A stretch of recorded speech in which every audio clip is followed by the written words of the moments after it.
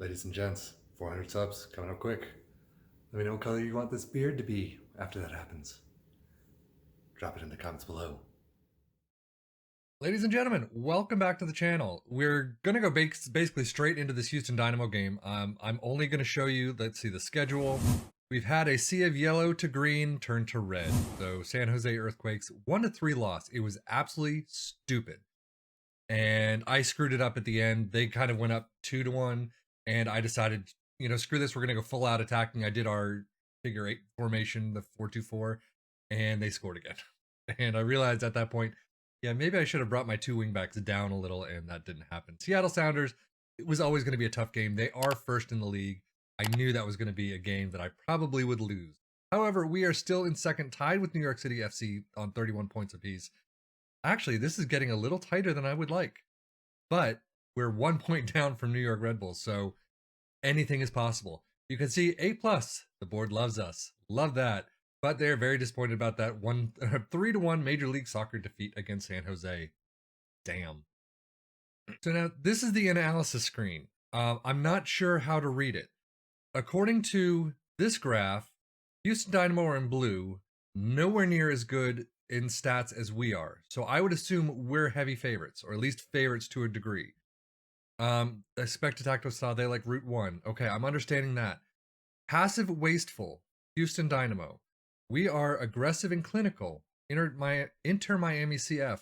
Houston Dynamo's attacking statistics are more interesting than Miami's. What does that mean? I would assume when you say that they're more interesting, that they're better. But according to this graph of dots, I don't even know, I can't remember what the graph's called. They're nowhere near us. And then Houston Dynamo's defensive statistics are comparably outlying to Inter Miami's. What does that mean? What is comparably outlying?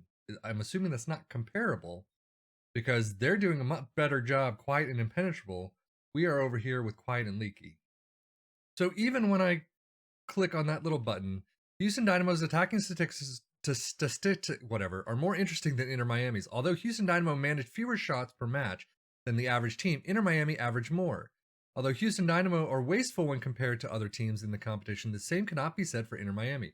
So why are they more interesting? Is it just more interesting because, hey, Inter Miami is kind of this boring team. They're doing what they're expected to do. Houston Dynamo suck. So that's a little more interesting to look at. I'm guessing that's a British thing, especially this comparably outlying is British words, not used for American audiences or for, other audiences outside of the homeland. So this is the lineup that we have today. Unfortunately, we're having a bit of a problem because the international break outside of MLS is happening, which does mean that Pizarro's gone and Powell are gone. And those are 2 of our big players, even though Powell is kind of an iffy player. He's still our right back that's, our starting right back, who is actually leaving. And I'll get into some other things on that in a minute. But Robles in goal, Sweat, De La Garza, Figal, and Nialis in the back. Trapp, Matuidi, Smith comes in the midfield, and Pellegrini, Higuain, and Kesavetter up top. So obviously, we do have that Pizarro role missing, that Powell role missing, and Agudelo is kind of tired. I'm going to bring him in later on. So I've got Smith in there. I don't know. Not expecting too much. But as you can see, we also are missing a 7th person on the bench, which kind of sucks. So I complained about this section last time. They all turned green right after that. So, but you still have 3 players tactically lacking familiarity with the formation. You didn't have that issue last 4 matches, and lacks tactical familiarity with the team mentality. Really? We're positive. That's been most of the season. So those 2 losses right on the books, right in everyone's minds. We are at home. I think the fans are going to really want something out of it. They do have 2 wins in their last couple. So I don't even know where they are on the table. I'm still learning the different conferences. I'm used to the different conferences. Again, American here. I just don't know who's in what conference. So we'll have to see. I may have some good news in terms of the registration next episode. If not the next, probably the next episode or 2. I'm not going to tell you what it is, and we're still going to be screwed. But I think overall, we may have, that was a horrible shot, Nicholas. We may have the registration somewhat figured out. We'll just have to see and kind of wait to see how things work out in the transfer market. So as we have pretty much the second highlight of the game, I was about to say if they score right there. Robles has been weird. He's had, like, all the times that I've recorded, I think he's been 6'5" or under, or thereabouts. Last time, wasn't he at like a 6'10"? So, but overall, Higuain, who's not match fit and playing because I just don't trust Robertson. But Robles, I actually replaced him with Calendar for several games, who's, average. Really definitely need to look at a goalkeeper again, but need to look at a lot of places. So trap with the corner, over to Higuain, tipped in by their goalkeeper Cropper into the back of the net. Gonzalo Higuain with his 12th goal of the season, not too bad. Right after you saw that they were saying, he's giving it his all, let's take him out. No, I don't think I will right now. Maybe it's 60 to 70 I will. The way things have been going the past couple matches, I don't think the last match or so, but, well, last match we lost 1-0. But typically, for some reason, for about 4 or 5 games in a row, we had a very early goal within the first 5 or 6 minutes. And then we would concede a little while later. Very maddening. This is a little different. You can see we scored first, but it didn't happen until 40-something. And now we're getting pushed off. We are yellow card heavy, though. We definitely get several yellow cards in the first couple of minutes. And this is no exception here. And I think, my assistant coach really loves to hammer down on the opposition, to close them down, and to, oh, come on, guys, just get the ball and do something with it. Actually, Higuain is dead. So, but our assistant coach really likes to close down on everyone and tackle them hard, and I'm going to say that's why. Look, 4 of them. Insane. These legs are tired. Kesevetter, Matuidi, Sweat, Trap. They're all starting to fatigue heavily. So I'm going to bring this back down. Let's start with positive. Let's not bring it back too fast. Then Agudelo or Matuidi. Matuidi or Agudelo. And Nealis is injured. Thankfully, I did not make that last move. And what happened to Ulysses? He was playing for a while. I think he's on international duty as well.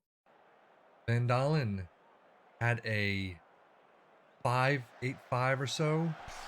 De La Garza bringing that up to 2, thankfully.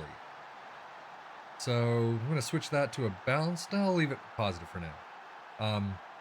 But Van Dalen had a 5.85 during one match.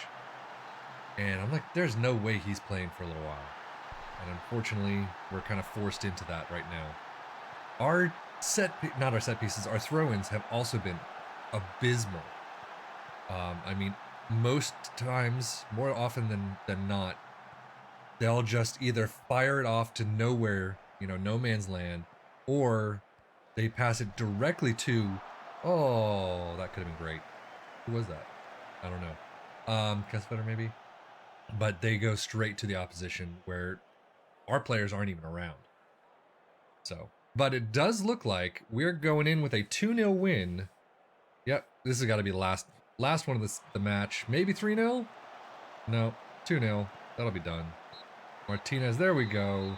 Game over. 2-0 over Houston. Gets us in the green again. So I'm happy about that. You can see, let's see, XG 0.61, so we overperformed to their 0.3. I wish in this screen they would tell you what his stats were. They didn't say any of the stats, so I don't know if his passing was terrific or his his defensive efforts were terrific. Would really help right in this little section here or somewhere about thereabouts to say he had 98% passing, he had 10 clears, I don't know, whatever stats that would help me decide should I go with his passing efforts or his defensive efforts. That would really be helpful. And then Nialis is out for 1 to 3 days. We've had these little tiny injuries that have been 1 to 3 days or 1 to 2 days. They come back, however, a lot of times it's right before a game, and it's very disheartening. From my understanding, and I was watching a video from Old Lady Plays, I think is her channel title, but each of these little upticks, these vertical ticks, is a shot on goal. The larger the uptick, the better the shot on goal. And this all factors into what your XG score is. So according to them, they had 2 shots on goal, maybe 3. How many shots did they actually have? They had 2 shots on goal. See, there you go. To our 10. So 1, 2, 3, 4, 5, 6, 7, 8, 9, 10. And then obviously goals and how well the goal is scored factors into this whole thing. I don't know the math behind it, but that's my understanding of it.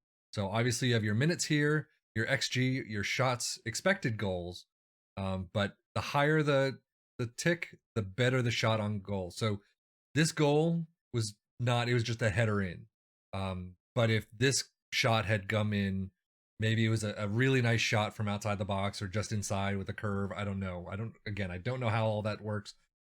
What I really would love is if you could click on this line to see the shot itself.